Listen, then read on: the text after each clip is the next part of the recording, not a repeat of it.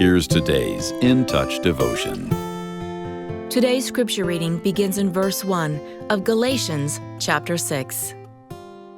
Brothers and sisters, even if a person is caught in any wrongdoing, you who are spiritual are to restore such a person in a spirit of gentleness, each one looking to yourself so that you are not tempted as well.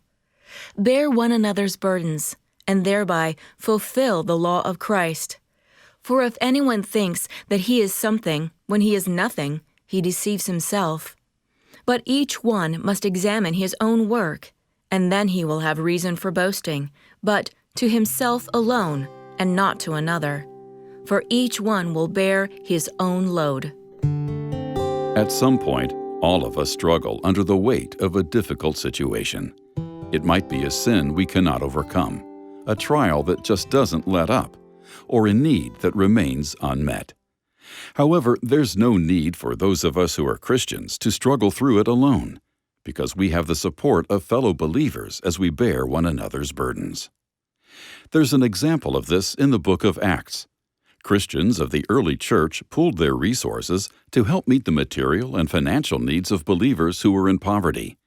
Paul also displays this concern for the welfare of others in his various letters to growing churches.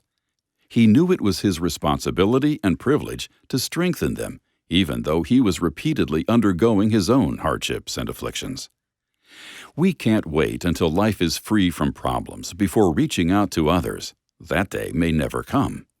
Though every one of us has his or her own needs, it's important to remember we can do all things through Christ's strength, and that includes sharing someone else's burden. When we're willing to wade into a fellow believer's troubles to help, that person is blessed, and we're fulfilling the Lord's command to love our neighbor as ourselves.